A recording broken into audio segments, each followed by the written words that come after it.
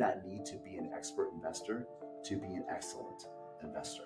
I've seen it blow up in people's faces way too much. So we just believe that we don't want to risk money we can't afford to lose to make a return that we're not going to. Debt is not just financial cancer, it's psychological cancer. Your behavior matters. The choices that you make, the decisions and the sacrifices that you commit to will change your financial trajectory. Welcome to Inspired by Success, the podcast where I deep dive into the mindset of successful entrepreneurs, CEOs, and thought leaders. Get ready to be inspired and gain valuable insights to unlock your true potential. Transform your financial future with this episode sponsored by KE Financial Services. What can a biochemist turned financial planner with a background in athletics teach us about building generational wealth? A lot, according to our guest, Chad Hufford. Chad uses science and sports training to help clients with education and finance. As a best author in finance, faith, and fitness, he delves into the behaviors and mindsets for success in both money and life. He's here to teach us today how something as complex as investing can be broken down into simple habits and how we can all become students of financial freedom. So without further ado, welcome to the show, Chad Hufford. Linda, that's a great introduction, very kind words, and thank you so much for having me.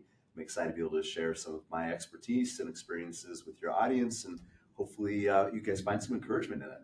Great. Looking forward to this because it's the topics that I love to learn most about. So tell us about your story and what's led you to where you are today. Well, it's been kind of a lifelong journey for me. I actually grew up in the financial industry. I saw my dad educating and empowering people with finances. And I realized very early on that even though what I grew up in was normal to me, where we talked about money, my dad taught us about handling finances. I thought that was just how it was. And I realized as I grew up that was not a normal childhood, which I'm so grateful that what I experienced was what I got. I mean, it was amazing lessons. But early on, I did see how finances can make a huge impact in somebody else's life. When somebody is able to gain discipline and traction, when they feel like they're in control of their financial life, how that sense of agency and control gives them the freedom to pursue other areas. And I think it has a ripple effect. That discipline, that patience, that confidence has a ripple effect into other areas of people's lives. So I saw the impact that financial coaching and financial advising can help, and really wealth coaching, which is what I do now. But I never thought about it as a career path for me. My interest was actually in medicine. You already alluded to the biochemistry degree. That's why I have a degree in biochemistry. I felt that medicine was the way that I was going to be able to impact lives and help people create freedom in their life and a life of more abundance. But as I explored that and explored other possibilities, I realized that I had a great practical education, even if it wasn't formal, but a great practical education in helping people create a better relationship with their money, with their futures. And that was a better tool for me to impact the world.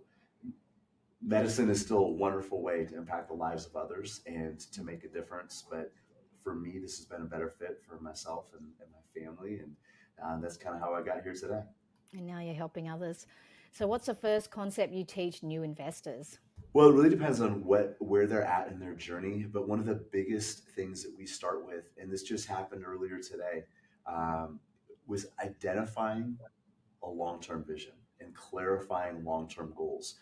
So I sat down with a gentleman just a couple hours ago, blue-collar millionaire. That's a lot of the folks we work with.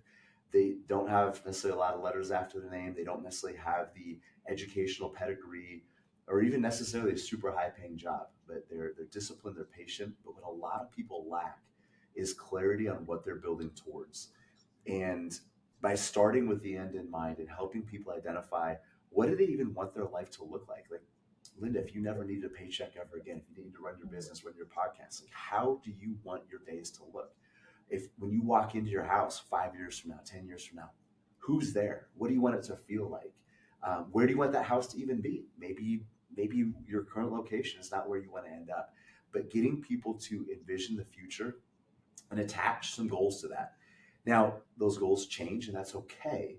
But the idea is that we're proactively building towards a desired objective and not merely collecting investments and executing tactics along the way.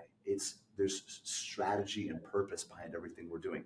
Now, sometimes we need to pivot. Sometimes life throws us a curveball. Sometimes our goals change. And just like if you're building a house, you'd have a blueprint guiding your build. People need to have a financial blueprint that guides their saving and spending decisions. But when goals change, when timelines evolve, then that blueprint is then revised and it realigns them to keep them on track, even as that objective moves in the future. Wow. And so do you believe that anyone can be financially literate? Because they don't often teach this in schools, and a lot of people, especially women too, because I know I was one of them, have this concept of, oh my gosh, it's too much numbers, like rather not think about it, and then they just spend, and online shopping, for example, and they just go into a cycle of consumerism. So what are your thoughts on that, and can anyone become financially literate? So the short answer to your question is yes. I believe anybody can be financially literate, and there's a wealth of information out there today. There's also a wealth of misinformation out there today, and wading through that can be difficult. And I just want to mention something real quick, and I'll get back to your question. But you say it's easy to be intimidated by investing and to feel like, oh, I don't know enough. I just also want to say that you do not need to be an expert investor to be an excellent investor.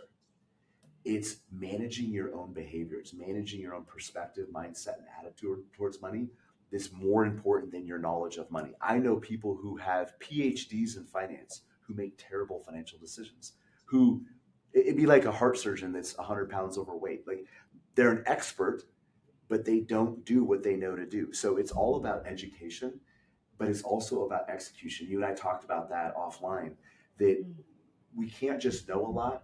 It's about the behaviors that we actually commit to. So I want people to understand that they do not need to have a wealth of knowledge about investing and finance to be financially successful and to be a good investor. Now, there are basic things that people need to know, but a lot of it is sifting through the misinformation. Another thing I think is important to mention is it's okay to be intimidated, but it's not okay to stop there. And think about health. Like, it can be intimidating to work on our health too. Like, there's all these diets out there, keto, vegan, low carb, carnivore. I mean, intermittent fat. There's all this information to be overwhelming. And it's really easy to be like, you know what? There's too much out there. I'm going to ignore it. That's just And like investing too, because there's so much out there, real estate, stocks, crypto, there's just so much. Exactly. And here's the problem with that is it's easy to get intimidated and then ignore it. Just like, you know what? I'm not going to pay attention to that. You can ignore your health. You can ignore your finances. It doesn't mean that those things don't remain vitally important. And if we ignore those areas of our life, those areas will gradually deteriorate. So it's okay to be intimidated, but we can't let the intimidation stop us from moving forward and pursuing both areas of our life. And I just use that analogy because, like you said, there's a lot of similarities. There's a lot of misinformation. There's a lot of just content out there. But I think in both areas, it starts with our goals and then reverse engineering from our goals. We don't have to be an expert in everything, but what we do need is a plan that we can commit to and consistently and persistently executing those behaviors to keep us on track with that future. And mindset is way more important than education. Our beliefs, our attitudes towards wealth and money. It's one of the reasons I wrote the book that I did that deals with not just a bunch of steps to build wealth, but really the perspective and attitudes behind it. So again, the short answer is yes, anybody can become a good investor, but you don't need to become an expert to be really successful. That's interesting, especially about the mindset thing. What's the biggest investing mistake you see people make? One of the biggest ones is, we have already kind of touched on it, is procrastination, is delaying. The earlier somebody starts executing an investment strategy, the less work they have to do in the future. Now, there's no wrong time to start doing the right thing. There's an old Chinese proverb that says the best time to plant a tree is 20 years ago. The next best time is today. So even if somebody is late to the game, I would just encourage somebody, stop kicking the can down the road, stop procrastinating. But you already talked about the intimidation factor. That can keep people from starting. There can also be the illusion that I have more time, and people say, it's not an emergency that I put a financial plan together. It's not an emergency that I get an investment strategy in place. I can do that next week, next month, next year. Pretty soon next year can turn into 5, 10, 15 years down the road. So it's being willing to start where somebody is with the information they have. You don't need perfect, you just need progress. And I think part of that intimidation factor tells us that we have to have some perfect strategy. We have to know exactly what our goals are. We have to know exactly the difference between this type of mutual fund and that type of mutual fund and ETFs. And you mentioned all these different things, and you don't. Just like you don't need to be a health expert to start a workout plan. You just need to get to the gym. You just need to start choosing better behaviors. And there's a saying that says perfect is sometimes the enemy of done. And when it comes to an investment portfolio, when it comes to a financial plan, I think that's very much the case. So procrastinating or delaying, that's a huge problem I see. Another one is people mistakenly thinking that volatility is the same as risk. So when we look at our investments and they're changing every day and going up and down, and it's like a roller coaster, it can make us nauseous. And we confuse that with risk. And the problem is there's a tendency for people to seek comfort and stability, but comfort and stability in the short term rarely lead to security in the long run. In fact, what makes us comfortable when we choose something that's easy in the moment, it usually makes our life harder in the future. And it's no different when it comes to investing. And we live in a rising cost world. We need investments that can create a rising income. That means that there's going to be some volatility. It doesn't mean that you're risky. And in fact, sometimes volatile investments can actually be the safest in the long run. But to answer your question more concisely, people confusing stability with safety, short-term short-term comfort with long-term security. Well, I totally agree on that concept too, because like I personally invest in Bitcoin and stocks, and I don't know much about real estates, but I've just focused on those two. And I've just been, me and my partner have encouraged just our family members just to encourage, like back in 2017, just to put a little bit every week, $10 every week into Bitcoin back then. So, and they were still hesitant. And then they got in when it was like 2021, when it was at the all-time highs, and then it crashed. And then so they got scared off. But let's talk about strategies and investment strategies that you recommend in terms of a portfolio, because there's so many different options out there. What are your thoughts on that? Because my parents, for example, like real estate. I'm younger, so I like crypto and stocks. But what's your advice on that? Okay.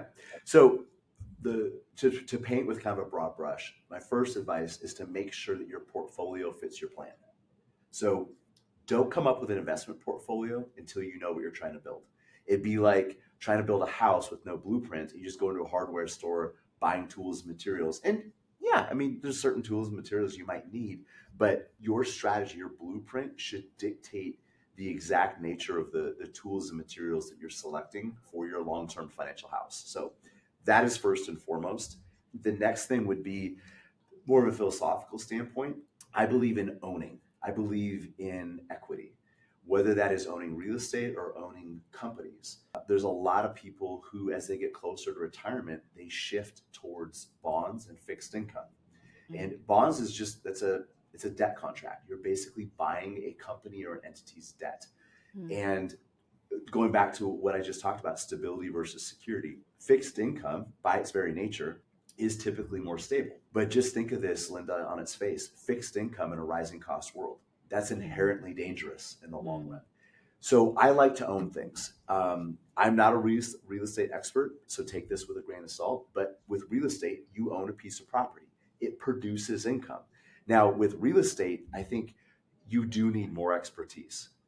There's more nuances with that. It's not as transparent, and there's more ways, potentially, not necessarily more ways to get in trouble. It just looks different than investing in stocks through mutual funds. But with real estate, you own something that produces an income. Investing in companies can work the exact same way. And we teach almost exclusively, and we execute ownership almost exclusively through mutual funds. So rather than trying to pick individual stocks, and if you want to, we can get into why we don't do that. But at the end of the day, I want to own companies. And what a mutual fund allows everyday people the ability to do is to own tiny pieces of hundreds, if not thousands, of different companies. So you don't own enough of any one thing to make a killing. So it may not be super exciting, but you don't own enough of any one thing to get killed. So it isn't what's the hottest thing on the market. It isn't about what might be working best next. It's about doing what's always worked. And by using mutual funds, it allows everyday investors to own some of the best companies in the world, but not own so much of any one company that their financial future is tied to that specific entity or corporation. Right. That's interesting. Because can you elaborate on why you wouldn't just own like individual stocks? I know people that trade and do, they don't read the fundamentals, but they do stock trading. I mean, yeah, and buy individual stocks like Tesla, for example. What are your thoughts on that and why you wouldn't do that? Is that because you're managing people's money, or would you not personally buy individual stocks themselves, or what?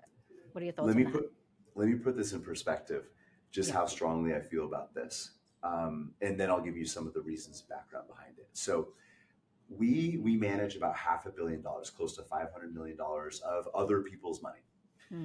Not a single individual stock. There is not one, and there's no crypto either. And the reason being is investing in currencies.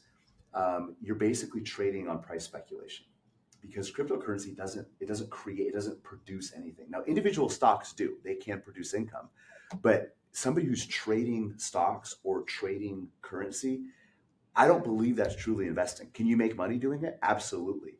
But what you're doing is you're having to speculate on price changes and being able to buy something while it's low, selling it like it's high, selling it when it's high. When you own a diverse mutual fund portfolio or you own real estate, you don't have to sell. You can live off the income that produces once you've built your portfolio large enough. So temporary price fluctuations don't matter. And we need to get people to look past that for the most part.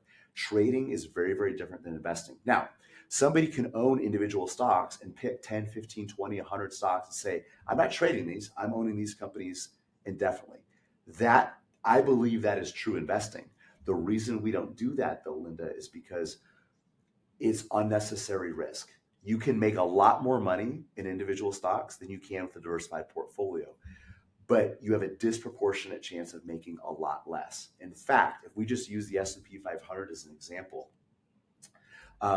there's a lot of research from the Standard & Poor's even directly. The average stock in the S&P 500 underperforms the index because the bulk of the growth in the S&P or any index typically comes from a small percentage of the companies. So it's the old Pareto principle, the 80-20 type. And this is not exact, but a large amount of the growth comes from a small percentage of the companies.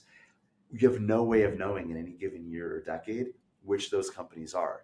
So we feel that it's best to own the entire school of fish rather than trying to pick which fish is going to grow the biggest, swim the fastest, and make the most baby fish. So we own typically most of, if not an entire index, allowing people to stay diversified. So to your question on individual stocks, can you make more money in individual stocks than you can in a diversified portfolio? You absolutely can. But you also carry a much greater risk of making significantly less than the overall index than a more diversified portfolio. So a lot of times individual stocks are utilized to make up for lost time, make up for previous mistakes. Somebody's trying to play catch up. So they take on more risk than necessary. And sometimes people use individual stocks because they're simply more entertaining. And I get that. Investing in a broad, well-diversified portfolio of mutual funds is not super exciting. But I don't believe investments themselves should be what gets us excited. I believe financial freedom is what should get us excited.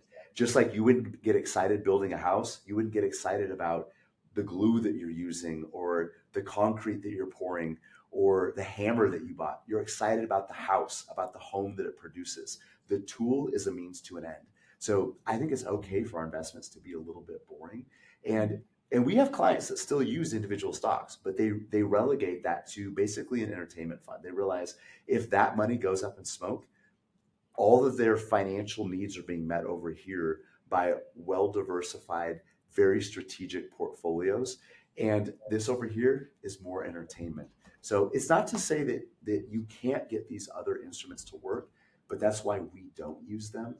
And it's you do have to be more on top of that, more of an expert in some of those things. And even then, I've seen it blow up in people's faces way too much. So we just believe that we don't want to risk money we can't afford to lose to make a return that we're not going to need. And what you mentioned, the mutual funds as well, is that paying dividends, or is that just growing in equity in terms of being able to afford financial freedom? It's both.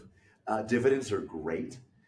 Dividends, just in historical context, if we look at, again, the S&P 500, one of the most common, well-known indexes, for the last 80 years or so, dividends have increased about twice the rate of inflation. So you have built-in inflation protection. Like I talked about earlier, bringing a fixed income into a rising cost world is inherently problematic. What dividends allow us to do is to simply pick the fruit off the tree, so to speak. We're not selling off the tree. We're just eating the income that it produces. But for a long-term investor, I believe somebody who's retiring today is still a long-term investor. They might have 20, 30 years of living off this. So we don't want to just pick companies or even funds that pay high dividends, because the tendency is then to take our portfolio and shift it towards a very small subset of companies, and it can actually disrupt our overall diversification. So we want some large companies that pay a lot of dividends. We want some large companies that are more growth oriented. We want some small companies. We want some international companies. The idea is having a wide variety of income streams within a given portfolio. Another way to think of this is planting an orchard. We don't want just one species of fruit. We want to be able to grow our orchard large enough that we can live off just the fruit it produces. They won't all be dividends. Some will be capital gains. Some will be dividends. But the idea is long-term capital appreciation of the portfolio as a whole, whether it comes from price increases of the companies, whether it comes from dividends. At the end of the day, it's all fruit production. And are you guys leveraging AI to help you as well? Because now that AI is growing and people are using bots to trade and whatnot, and are you guys leveraging that as well, or how does that work? So AI has been used in portfolio construction for quite some time. And we work with other fund managers and portfolio managers to really customize somebody's individual strategy. We don't actually build many portfolios anymore. There's tremendous portfolios out there. Our job, we feel, is helping people identify the right portfolios to fit their needs, and then making sure that they have a plan that portfolio connects to. And the biggest thing is the execution. You and I already talked about this earlier, but it's executing that plan. Over the last 2 years, we've had plenty of people that have come into our office that had portfolios that were pretty well suited to their long-term goals, but they abandoned them because they were down 15, 20, maybe 25%. And somebody else was saying, oh, hide out in cash or chase this thing. And they lost their discipline. They lost their perspective. So if, just to use another fitness metaphor, we don't need to reinvent a better treadmill. What we need to do is keep people exercising consistently and to use it appropriately. And too often in the financial industry, we spend a lot of our time, we as an industry, spend a lot of our time trying to build a better mousetrap, trying to find an investment that has more return with less volatility, that has a lower standard deviation, all these different things. We can nerd out on all that stuff. But if people don't use the tools correctly, it doesn't matter what the tool is doing. If people aren't themselves becoming better investors, giving them a better investment doesn't do them any better than giving somebody who refuses to work out a faster treadmill. If they're not getting on it, if they don't use it consistently, it's not going to help them. So there's a lot of people that try to move in and out of different portfolios and try to time the markets, try to speculate on these different things. And if they would just pick one decent portfolio that fits their long-term goals, that would be much better for them in the future. So sorry, this is getting a little long-winded, but yes, there's a lot of automation and AI and tremendous amount of leaning on algorithms to fine-tune portfolios. But the most important thing is on our side, coaching the investor to stay consistent, to stay disciplined, and to stay patient. Wow. So how do you, because you mentioned the treadmill analogy as well, how does sports psychology apply to finances, and how do you use that to help your customers and clients? It's almost identical.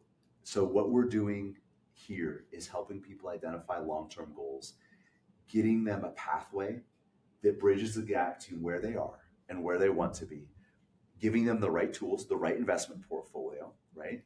And then helping them execute along that journey. It's no different than an athlete who says, I need to, maybe a sprinter who needs to drop their time from a 10.4 100-meter dash to a 10.2. It's taking a specific objective that's measurable, reverse engineering the process to say, there's where you want to be, here's where you are right now. Here are the difficult, painful things that we need to execute to bridge that gap between your performance today and where you want to be in the future. So it's very much the same thing.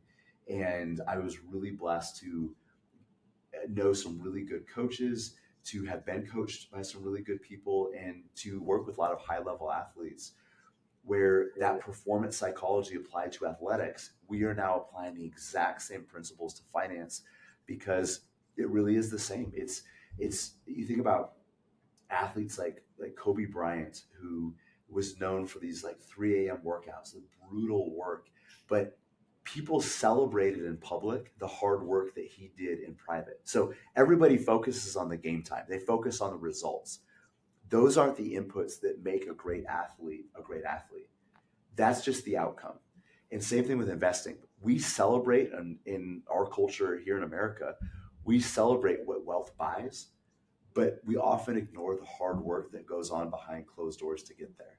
So that's what we have to focus on as wealth coaches, financial planners, is getting people to do the hard things so they have the payoff, they have the financial independence, they have the wealth that gives them the freedom to pursue a fulfilling and abundant life. But it's the hard work that nobody wants to do. You mentioned it, even as starting small, the consistent adding to a portfolio, starting small, building towards bigger things, paying off debt, staying on a budget, like all the things that don't seem sexy and exciting, those are the hard things that people need to commit to. And that's a big part of our job, is creating the game plan, so to speak, but then making sure people execute, especially when times are tough. That's beautiful. And what do you think sets the financially successful people apart from the average investor? What traits do they have? Is it risk, like appetite, do you think, as well? I mean, that's important. The ability to tolerate ambiguity is huge. So when I say that, what I mean is being able to act rationally in the midst of uncertainty. That is important. But what is also really important is the character qualities of discipline, of patience, perseverance, continuing to do the right thing in the midst of distraction, in the midst of difficulty. Just the basic fundamentals of some character qualities, there's some basic human behavior, are so important, because even if you have the ability to tolerate a lot of ambiguity in your investments, a lot of volatility, but you don't have the discipline to live within your means and to feed those investments, it really isn't going to matter. So it's a great question, and you're absolutely right. People do need to be able to tolerate volatility, to tolerate temporary uncertainty. But before that, they need the discipline to live within their means, the patience to watch their orchard slowly grow over time and not try to take shortcuts, not try to speed up the process unnecessarily. They need consistency. They need persistence. They need to be able to execute on a regular basis what most people only do occasionally. And I think those are the biggest things that set people apart. I already mentioned that we work with a lot of blue-collar millionaires. They're not necessarily the most educated. A lot of them would not call themselves even investing experts, but they're willing to do the hard things. They're willing to to do the difficult thing today so they have a better future tomorrow. You mentioned difficult things. Debt. Do you recommend paying off debt first before investing, or allocating a small tiny budget to investing whilst paying off debt? Because debt is something that is growing, and most of us have debt as well, especially with the rise of living and whatnot. What's your advice on that? It's a great question, Linda, and it's a little bit of both, but debt is not just financial cancer, it's psychological cancer. When somebody starts out their month paying everybody else first and living off the leftovers, you start the month playing catch up. You start the month playing from behind. It's very difficult to feel a sense of agency and confidence when somebody is buried in debt. So I just want to make sure we come back to that, some of the psychology of that. But what we typically recommend is paying off all consumer debt first before somebody starts investing. Credit cards, student loans, things like that. Because otherwise, we already used the analogy of building a financial house, right? If somebody's finances are burdened down with tons of debt, it's like trying to build a house in the middle of a forest fire. We've got to put out the fires first, then we start building. But if we wait till our house is paid off and mortgages are paid off, we might be waiting too long. So paying off debt is more of a defensive mechanism. Investing is more offensive. And we need to balance both. So this is just a couple days after the Super Bowl, so I'm in football mode still. But the teams that win don't just have a great defense, they don't just have a great offense. They have a balance between the two. So people need to balance both sides of that. But it doesn't make sense to invest hoping to maybe get 8, 9, 10, 11% over here when they're paying off credit cards, or when they're paying credit card interest of 24%, 22%. So we want to eliminate debt first. Credit cards, student loans, car loans, all that type of thing. And then build a little bit of an emergency fund. Have a little bit of space and distance between you and life, because even if somebody pays off all their debt, if they don't carry any emergency fund, all it takes is a child breaking their arm, or an accident. Maybe if you're in Anchorage, Alaska, it's icy everywhere. Like we have a main road that goes by our office. We literally watch people slamming into each other all week long. Emergencies happen, life happens. So what we don't want is replacing a transmission to push us back into debt. So having an emergency fund is like a moat around our financial house. It doesn't do anything. It just sits there, but it protects us from life around us. Mm-hmm. And then starting to invest. And once we have debt cleared out, now we have a bigger part of our budget that we can allocate towards planting those seeds in our orchard, to building that financial house. But we don't want to try to do too much of that simultaneously, because the tendency is people don't make a lot of traction in either thing. If they're trying to build while paying down debt, what we see is oftentimes both of those get stalled out. So it's okay to focus on debt, play some defense first, then start building your offense. What about business debt, though? Do you recommend leveraging business debt, though, to grow and scale? I still recommend as little debt as possible. And some businesses, like highly capitalized businesses, where maybe you've got heavy equipment or something like that, can be very, very difficult. Mm-hmm. But the only reason that my business exists is we never had debt. If I took on debt to start this, I would have probably had to go. It sounds like I probably had to go back to medicine. Like it would have been a bad thing. I had a great fallback. I had a great fallback, but I'm so blessed that we were able to get through some of those difficult periods. I started my practice in 2007, the beginning of the global financial meltdown. Linda, there were some really, really lean times.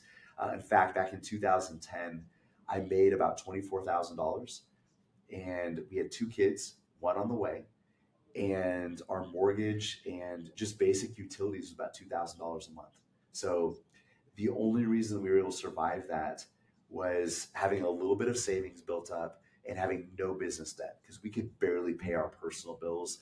And I'm not to say that you can't use debt to leverage a business, but people typically don't make as good of decisions when they have debt behind it. When you're paying cash for everything, you're a better consumer. When you have to pay for things up front, you're more careful about some of the bells and whistles and things that we may not need.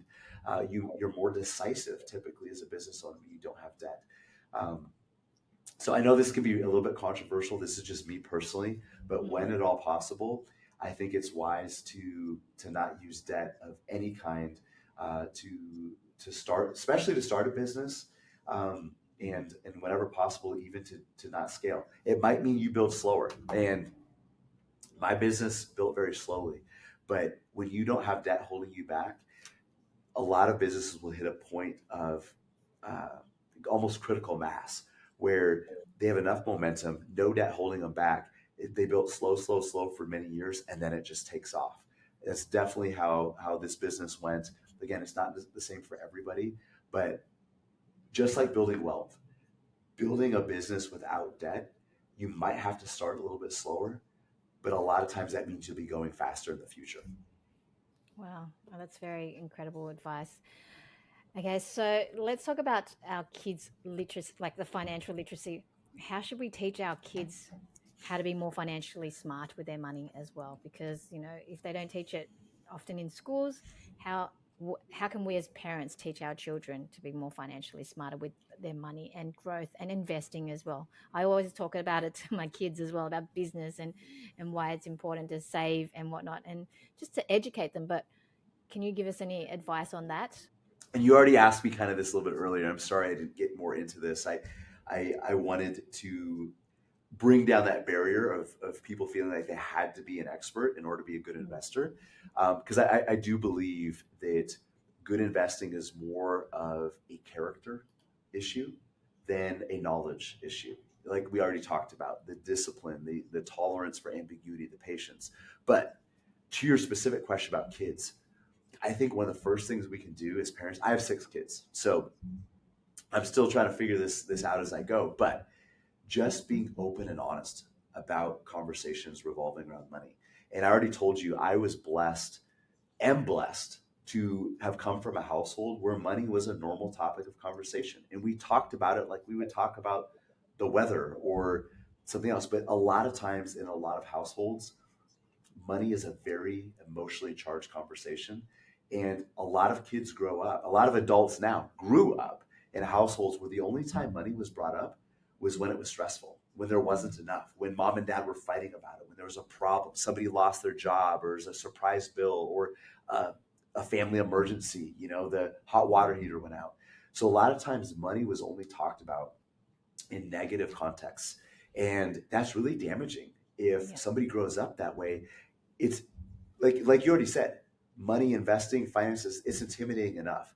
But if we feel like money was always negative, even if we're not mindful of it, there's a tendency for us as adults to want to push away those conversations, to ignore those because they bring up scars, they bring up bad memories. So for our kids, I think it's important to bring up conversations about money when they're boring and when they're fun. When my wife and I were paying off, we're close to paying off the house. We were kind of within striking distance. And we brought it up at the dinner table. Like, okay, we didn't necessarily give specifics, but we told them we made this sacrifice. We didn't do this thing so we could throw that money at the mortgage, and we're going to get it paid off this much faster because we're doing it. And we had a celebration as a family. We paid off the house. We involved our kids in that conversation. And again, they didn't know the specific details, but they felt like they were a part of what was going on. And we even our kids were like, I want this Paw Patrol set for my birthday, but I'll wait until after we pay off the house because I know we're working on that. Now, they didn't know that a $16 Paw Patrol set wouldn't make a dent in our mortgage. But they did understand that it was delayed gratification, that we had a goal here. And we might have to give up some things over here in order to meet that goal. And so we've always kept conversations very open about money. And sometimes it is specific. It's like, hey, our electric bill was this amount of money every month. Now, it's in our budget. We can pay for it. But just so you kids understand, like, here's what happens. We leave lights on and things like that. And I'm not coming down on you guys, but it's expensive. It's expensive to live. Right now, mom and dad are taking care of these bills, but sometime you guys will take care of this. You need to understand how much this stuff costs.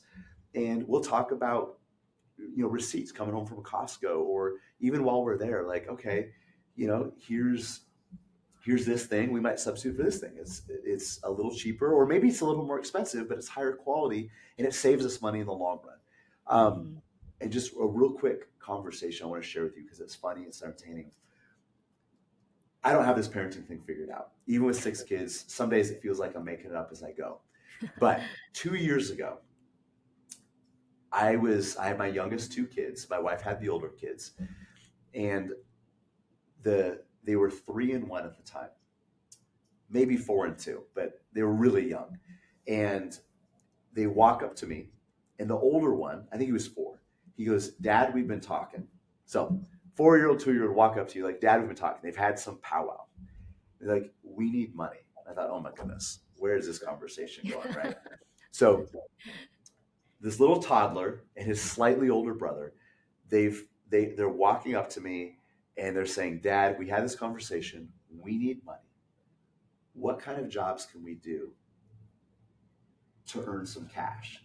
And I thought, wow, I may have messed up a lot as a parent, but somewhere something is connected with these guys that even at 2 and 4, they're realizing that if they want to buy something, and to this day, I don't even know what they were trying to buy, but they already connected that hard work and sacrifice is connected to long-term gratification, to being able to buy things. So, and like I said, we are still learning as parents, but I think having those open conversations around money is really important. Now, we do teach specific things. So like for our older kids, we've talked about the difference between a stock and a bond, and owning a company rather than lending it, and interest rates and how that impacts payments, and how a college degree, when you take student loans, will cost you so much more. I mean, all these different things. So we do teach very specific lessons, but it started with just being open, with having money as a normal part of conversations, and also telling our kids about our mistakes with money, being vulnerable about that, because money mistakes can cause a lot of shame. And if we hide those mistakes from our children, they're going to be less vulnerable to, I think, ask questions and to admit their own mistakes. Like, adult kids come back to their parents like, "Dad, I did this thing. I did this stupid with a credit card. And I know I shouldn't have done it, but I need help." Like, I want my kids to have those conversations when they do make mistakes, because they will. They're going to have to learn from their own mistakes.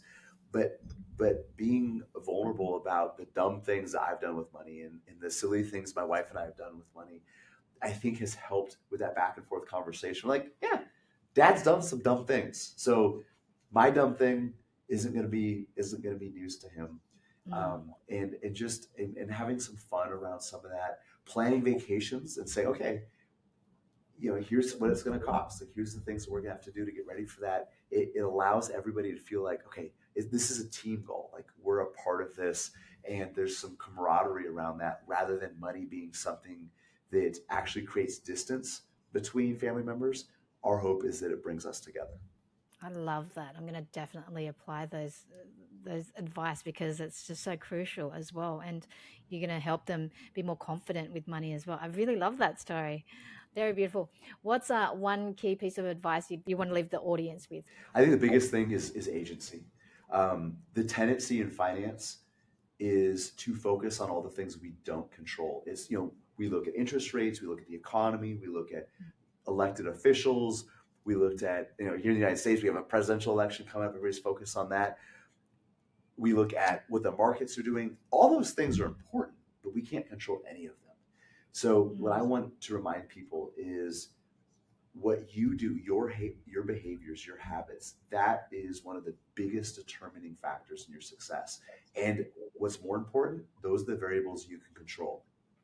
Whether you live within your means, whether you aggressively pay down debt, whether you consistently save, like, those things matter. Those are the things you have control over. You can't control whether your 401k goes down 20% the next year.